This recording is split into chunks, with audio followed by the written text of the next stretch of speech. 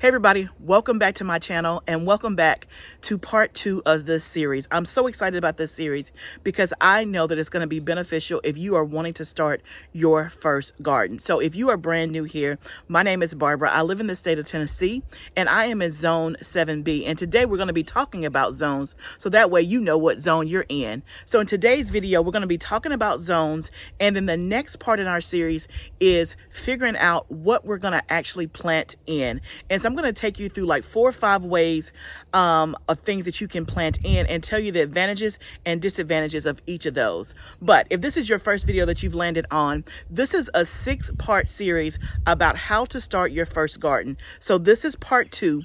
And so if you missed part 1, I'm going to encourage you to go back and watch part 1, where we talked about the very first thing is, what are your garden goals? Why are you gardening? Making sure that you have the right mindset. And then also, where will your garden be? So I talked a lot about picking a location and the things that you need to consider. So definitely hop back over and go to video 1 if you have missed that. But if you're right along with me, I'm doing this series because I am a new gardener. I've been gardening for 4 years, but I still consider myself new. And I'll tell you that when I started gardening 4 years ago, there was not, I could not find a series or video that walked me step by step through like I was a beginner. I would turn on YouTube, I would ask my friends, and everybody would start at like step 5 instead of like step 0, right? And so what I'm trying to do with this series is to literally walk you through by the hand, step by step by step, in order so that you have the confidence to start your own garden. Now, I'm going to pause this video and go get my jacket because it's cold out here. I'm shooting this. It is in the middle of November. It's been in the 70s all week, but today it is not in the 70s. So let me take a quick break, go get my jacket, and we'll come back. Okay, so you know the weather does its own thing, how it wants to do it. But let's jump into this video. So the first thing that I want to talk about is knowing your planting or your growing zone. And so I'm going to try to make this as simple as possible. So the U.S. Department of Agriculture has divided up the United States. And so if you're in another country, I'm sorry, I don't necessarily know what zone you may be in, but I can tell you a way to find it. But in terms of if you are in the United States, the USDA has split up the United States into 10 different zones. And basically those zones, you can find what is your first and last frost date. And I'm going to explain what those are. But basically your growing zone takes an average of how low your temperatures get and how hot it gets, right? And so it is done geographically, but it's not necessarily like all zone 1 is in the west and all zone 2 is in the south. It's not done that way. We, like in zone 7, I'm in Tennessee, but there, I think I want to say that Michigan is in zone 7 or Maryland is in zone 7. So even though we have 2 different climates, Maryland versus Tennessee, in terms of zone, it is looking at the average of how low the temperatures get and how hot it gets. Okay. And so we can be in the same zone and not be in the same state. But technically, you don't need to know all the reasons behind how they do it. What you need to know is what zone you're in. So let's talk about that first. So the way to find out your zone is a couple of ways. You can simply go to Google and say, Google, what is my zone for zip code X, Y, and Z? Or Google, what is my zone for Baltimore, Maryland? And it will spit it out. So that's one way. Also, you can go to the Farmer's Almanac website and find your zone. But if you don't know what zone you're in, I want you to pause the video and find out right now what zone you are in. So when I say I'm in zone 7B, you know now what I'm talking about when I say that, right? And so a lot of times you may find other people on YouTube that are in your zone, and that'll give you a clue as to, okay, they're on the same planting schedule as me, or they can plant the same kinds of things as me. So in zone 7B, we have a pretty long growing season.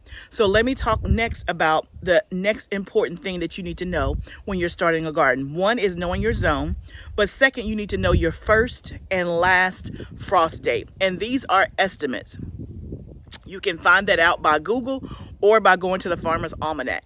So in zone 7B, my estimated first frost date is around October the 19th, right? And so in my zone, it did get to 33, 34 degrees around October 15th and 16th.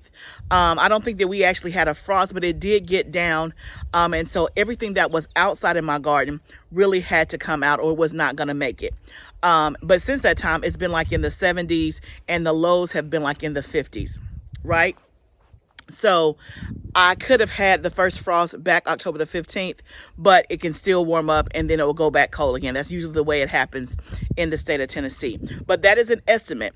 Then my estimated last frost date is usually around April 19th or April the 20th. That means, according to all of the averages, when they've looked over time, that is the last time I can expect for it to be a frost in my area. So that gives me a clue as to when I can start to put out my summer veggies. That's why this is important. So it's almost like bookends. You want to know what is your estimated first frost date and your estimated last frost date, okay? And that's going to give you how many days, especially when it comes to the summertime, which is when most people plant their garden. It lets you know what is your growing season. So for me, my estimated last frost date is at April the 19th, and then my first frost date estimate is around October the 19th.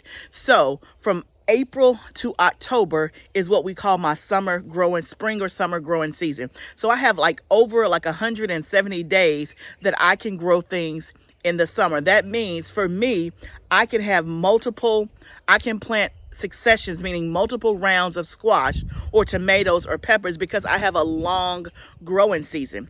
You may be in a different zone where your growing season is much shorter, right? So somebody that may live in the state of Wisconsin, your summer is not going to be as long as mine, right?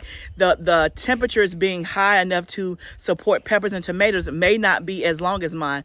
That's why it's important for you to know what growing zone you're in and your first and last frost dates, because when we talk about what we're going to plant, your growing zone is going to help dictate what you can plant. Hopefully that makes sense. If you have a question about that part or anything, go ahead and put it down in the comments below. I want to make sure that you get this. So let me recap. 1, find out what your zone is. And then 2, look up and see what are your estimated last frost dates and your first frost dates. Remember, it is an estimate, right? It may or may not happen on that day. It may or may not happen that week, but it gives you some guidelines or some parameters to know when you can plant things for the summer and or for the fall. So that is our lesson today. Number 1 is knowing your zone and your first and last frost dates. Now that we know that, so by now we know where we're going to put our garden.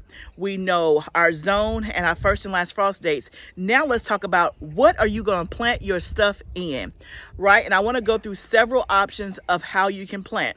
Remember, I am on 75 plus acres of land. So I have a lot of space and my garden is big. It did not start off that way, but my garden is big. But you can still garden if you don't have this amount of space.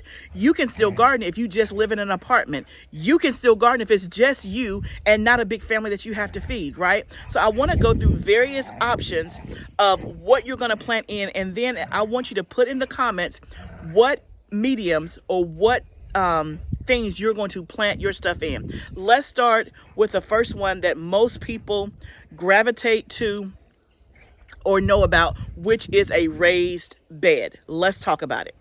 Okay, here's an example of a raised bed made out of wood. So this is an option that many people will do. And so this is where my garden started, was in raised beds made out of wood. Okay, so let's talk about this as a viable option. This is a great option, definitely if you have the space for it. So my raised beds are 4 by 8 and they are about 18 inches high. So here's some things to consider. If you are older and you don't want to have to bend a lot, a raised bed is a great option, right? You can get raised beds and you can also buy raised beds as a kit that you put together yourself, and I'm going to show you that later on in this video because I have that as well. But this is a great option to help with the bending. If you don't want to have to go all the way to the ground, a raised bed is a good option. It's also, again, depending on the price of wood and your budget, it can be relatively inexpensive to put together, and depending on how handy you are, you may be able to put this together yourself. My husband and my son put this together when we first started our garden back 4 years ago. They had never done that before. And my husband, it took him a while to get the first couple, but now he can put it together, no problem. So all your expenses are going to be for your wood and things like that. And like I said, you can build it as high as you want or as low as you want, but it is a good option. The other reason it's a good option is because you are putting in the soil yourself. So if you live in an area that does not have great soil, or you don't have a space where you can plant in ground, this is also an option because you are controlling what soil goes in here and you're not subject to what's in the ground. Now, on the disadvantage side, again, not a disadvantage, but something to consider, is that you got to fill up this whole bed with soil. Now, you can do methods where you get some materials in there to compost, like you can lay logs, you can lay wood and cardboard, you can do all those things, and then just fill that up halfway with those types of things, and then put soil and compost on top. That is a way to do it. I've never done it that way before, just because when I needed to garden, I needed the soil right then. If you're going to do the other method, you need time to let it decompose and all of that for it to be most effective. So that's just something to think about. It can be costly depending on your budget to fill up the whole bed with soil. Now, yours does not have to be 4 by 8. I would recommend, though, that you don't have anything wider than 4 feet across, because you won't be able to reach across your beds and get plants in there. So if you want to do something more narrow, that would be fine. But definitely I would not recommend going more than 4 feet across. You can see here, if I was to try to plant in my raised bed, like I'm here on this side, and I can reach to the middle, right? And then I can come around on the other side and get the other side. If it's too far or further than 4 feet, I won't even be able to reach the middle. But at this width, I'm able to plant all inside my bed. So that is another option. Another thing to consider when it comes to wooden raised beds is that the wood is going to deteriorate. You do want to get some untreated wood, and the top of the line would be something like a cedar or a hard wood. But if you've been following me before, these raised beds, we did these 4 years ago. We've already had to replace the wood over this last year. So that's why they look semi-new, is because the wood has been replaced. Remember, they're out here in the elements with rain, water, hose pipes, all that good stuff. And so they're going to deteriorate much quicker. I also have wood raised beds in my greenhouse that you'll see out there. I have not had to replace the wood because they're covered and they don't get the elements as much as these do. So let me know what questions you have about wooden raised beds, and let me know if that's the way that you're going to go for your garden. Now let's talk about another option for where to plant your food, which is container gardening. That is also a very good option, especially if you are limited on space, if you are gardening just for yourself.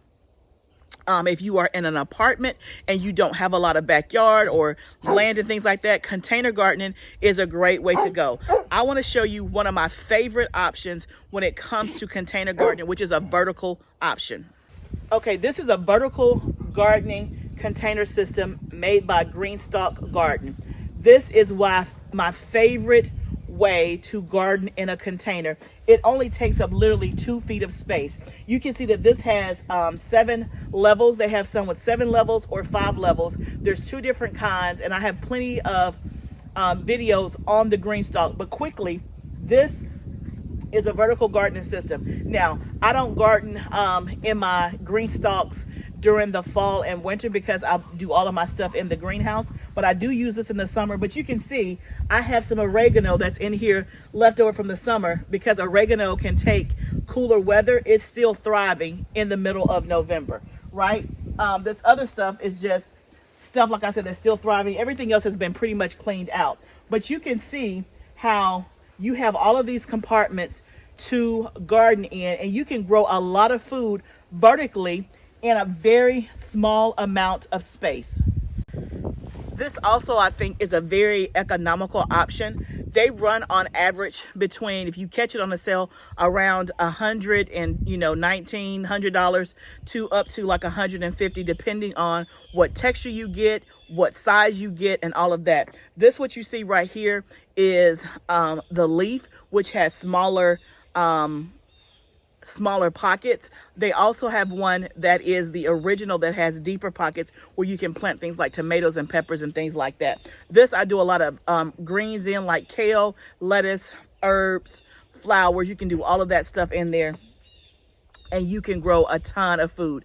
I do have a discount code for GREENSTALK Garden. Just go to my description below. You can get $10 off your order anytime that you order, and just use my code LFF10. LFF10. You can get a discount on the GREENSTALK Garden. I cannot tell you, I rave about it because I believe in it. It's a great product. It's made in the United States. It's actually made from a family in Knoxville, Tennessee. They have colors. They have the different textures. But yeah, it's a great product and a great resource if you want to garden vertically in a container, or if you are limited on space, or you just want to add it as another option. Like I have space, but I have a total of 4 green stalks, and you'll see me, as you continue to watch my videos, you'll see me use these mostly in the spring and the summer, but I have videos where I've put them together, planted them, and all that good stuff that I can link up here below. So that's another option when it comes to vertical container gardening. Now we're going to transition and go down to my tunnel and talk more about what you can plant in. I'm going to show you some other options. Okay, so now we're in my high tunnel. Again, I didn't start with this. I started with those 4 raised beds behind my house, but this is my high tunnel. We got this, let me see, October 2021. So a year after I started gardening, we got this, and I absolutely love my high tunnel. But I want to show you some other containers that you can grow in. You can see here that I have a container here, and I'm growing lettuce. Look how good that lettuce looks. So again, this container does not take up a lot of space, but I have lettuce growing in here. That's also an option. Let me turn the camera around and show you one other place. This is another option. This is lemon balm. Do you see how big this is? But can you see the size of the container? Oh my goodness, it's growing roots in my thing. I didn't even realize that. I definitely need to put this in a different spot. But you can see the size of this container. This is just a pot, right? It is literally growing roots into the ground. I was not aware of that, but you can see how luscious and full this is. So you can see container option is a good option. One is relatively inexpensive. You're just going to pay for the cost of the container, and usually the containers are small, so you can just fill it up with soil and plant whatever you need to plant in it. And also they're portable, so you can move them around. You can bring them inside in case it gets too windy or cold. If it's raining too much, you can put them back outside. You can move them to a different spot or to a different window. So you have lots of options when it comes to containers. Now, depending on what your garden goals are and what all you're growing, that may be a good option for you. If you are trying to feed a family of 6 people, then I would prefer and recommend a GREENSTALK where you have multiple pockets where you can grow stuff versus having, 65 containers that you all have to move around, right? But you decide what is best for you. So if you know that you're going to grow in containers, I want you to put that down below and let me know that you've already decided that that's what you're going to grow in, and that's what works for your time, the space that you have, or just because of your lifestyle, right? That is a great option. Now, here are the concerns or considerations if you are growing in a container. Number 1, they need to be watered more frequently, especially in the summertime. The soil is going to dry out. Also, you need to fertilize often because it's in a small space. The nutrients are getting used up much quicker, and they need constant nutrition and fertilization. So that's another thing when it comes to container gardening. You have to be on top of the water, and you have to be on top of nutrition and fertilizing your plants. Also, think about what you're going to grow in a container. If you were growing tomatoes in a container, I would recommend something like a small cherry tomato, or what they call patio tomatoes, or things like that. Otherwise, you're going to need a pretty big container and something that will support some type of trellising system, especially if you're trying to grow an indeterminate tomato, which one is that it keeps growing on and on and on throughout the season. So those are some things to think about. Another container option is a grow bag.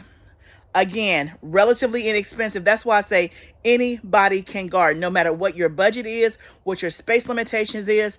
A grow bag, you can get those in a 5-gallon, a 10-gallon, a 20 or 25-gallon. Now, I have some grow bags. I don't have anything growing in a grow bag right now, but I've used grow bags before to do potatoes. I have done beets, lettuces, and I think my grow bags are 20-gallon grow bags. I personally would not recommend anything bigger than that, because if you want to move it, it's going to be quite heavy to pick up and to move, right? So think about that, but that's another option. You put the soil in it, you put your stuff in there, they're portable, and you can have multiple of them around, which is grow bags. So as you can see, there's many different ways. Now let's talk about another raised bed option that is not wood, but it is metal. And I'm going to show you, they come in different sizes. So I have 2 circular metal raised beds, and then I also have a rectangular metal raised bed outside. But let's take a look and let me show you these. So this is a great option when it comes to raised beds. Again, it comes in a kit. You have to put the pieces together. They're relatively simple. And the benefit of this versus wood is that it's going to last 20 to 25 years if you get a good metal raised bed. This bed is from Vego Garden. I do have a discount code in my description box below where you can get a percentage off. Vego Garden, I highly recommend. I've had this bed for 3 years now. No issues, no problems. This is a circular bed. I think it is 17 inches, 17 feet. Don't give me the line. I think it's 17, if I'm not mistaken. But it comes in many shapes, sizes, and configurations. You can get what you want. But I grow a lot of herbs in here. As you can see, I have some cilantro growing now really, really well. I have some sage growing. This is oregano. And then this is Dusty Miller that has been in here for 3 years. I grew this from seed, and this is really just for foliage decoration. I like the white against all the different vegetables, but a great option. I absolutely love my metal raised beds. I love the fact that you can have different configurations. Like these are circular, so it's a different look when you're coming through my tunnel. So again, if you have a small space, you can get circular. They have some that's even smaller in diameter than this that you can do like herbs and stuff in, that I'm going to get. I actually do have some more that I just haven't put together yet. So you'll see that in upcoming videos as we start to get ready for this. I probably won't do it until it's time for the spring because I don't need it for the winter. But it's a great option. It's going to not have rust. The materials are non-toxic. And again, last 20 to 25 years. So it may cost you more up front. Well, and depending on the price of wood, it may not cost you more, but it's going to last much longer than a wooden raised bed. If I would have known about this when I first started gardening, I would have went with metal raised beds instead of wood. I like the look of wood, but I don't like the fact that you have to continue to upgrade it, especially if it's outside. Right now, my raised beds in here look perfectly fine. They don't have much damage, if not any damage at all. But metal raised beds is a great option. You can buy them. They're relatively, I would say, it's going to run you anywhere from $150 to $300 per bed, depending on what size, what configuration, and all of that you're going to get. So again, depending on how many you need, that can be costly. But if raised beds are your way to go, then I would highly consider that. Now let's talk about the final option, which is growing in ground. That is actually my favorite option outside. I do have stuff that is in ground in the high tunnel. So let me take a look and show you the stuff that I have growing in ground, and then we'll go out to the garden. There's nothing out there, but let me at least show you what it looks like. Okay, so this is an option that most people can do because if you have ground and you have decent soil, you can grow in ground, right? So all of this stuff is in ground. So in my hot tunnel, I have 6 raised beds, but I also have 5 rows of 45 feet long of stuff that is in ground. So you can see how things are growing in here with this option. Now, my favorite way to grow for the summer is my outside summer garden. I would say I love that space the best. I don't know why, I just do. But here are the considerations when you're going to grow in ground. 1, the quality of your soil. If you live in a space that has a lot of heavy clay and it's hard to amend, you might want to think about that. We have decent soil where I am, but obviously I had to till it for the first time that I used it, and then I've amended it over the last 3 or 4 years, and so it's very workable. And as you can see, my garden grows extremely well. So I would say I have an average decent soil. You got to amend your soil. Amend means you have to put nutrients in your soil. You have to put compost and mulch in your soil to help build your soil up. The plant health is directly related to your soil health, right? We can talk about that in other videos, but growing in ground is a good option. Now, the considerations are, outside of your soil, is your physical ability to get down real low, right? You can see now I have arthritis in my knees, so it hurts me to get down. So I don't enjoy when it comes to planting season and having to get down and plant all the stuff in the ground. I do it in stages. I have a stool that I can sit on. I use my kids, and then of course I do a lot of it myself. But I still like growing in ground. But I can see as I continue to age, that's going to be a more difficult option. So again, if you are of a certain age where you have some physical limitations with bending, you might not want to do this. But if you're able to it, I still think it's a great option if you want to consider it. Let me show you my outside summer garden where we, all of that is in ground, and that is my favorite space in the summer, is to walk outside and see my summer garden in all its glory. Now, there's nothing out there now because we're in the middle of November, and I grow all of my food for the fall and winter in my tunnel. Okay, so this is the outside garden space. Again, it is barren right now because we're in the middle of November, and because I have a hot tunnel, I'm able to grow under protected culture and not have to be out here in the cold in the fall and the winter. But in this space, let me tell you what I have out here. So we have 8 rows that are 100 feet long, and so that's a lot of planting. We call an annual planting party, where my friends actually come out here and help me plant the summer garden every single year. They are not gardeners, they're just my friends, and they like to come out here and have a good time and help me plant the garden. So I do have some help when it comes to that. But we're able to plant a ton of summer veggies out here. We have a big watermelon. One row is in space is dedicated just for our watermelons, but we grow squash, corn, peppers, okra, you name it.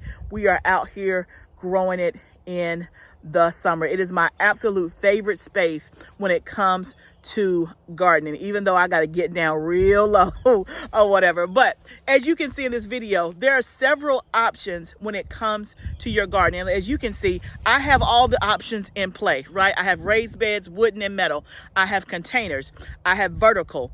I have in-ground out here and in my tunnel. I did not start this way. It's just what has happened over the last 4 years. And also because now I'm on YouTube and I'm creating content, I like to be able to show you different ways, because everybody does not have the setup that I have, right? Some are bigger, some are smaller. So I want to be able to show you options. Start where you can and start where you are. So I want to know, put in the comments below, where are you going to plant your food? Is it going to be a combination of these spaces? Is it going to be one medium?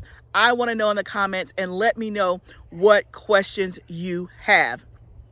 I hope that this video was helpful. Again, I am doing this series starting in the fall because I want to make sure that if you are watching it right here with me live, that when it comes time for the spring and summer, you are ready to start your first garden. Or maybe you'll catch this, sometime in the summer or sometime in the spring, or whenever you watch it. I want to make sure that you have the confidence that you can grow food and that you can grow your first garden. Remember, gardening is a journey. Let's grow together. I'll see you in part 3.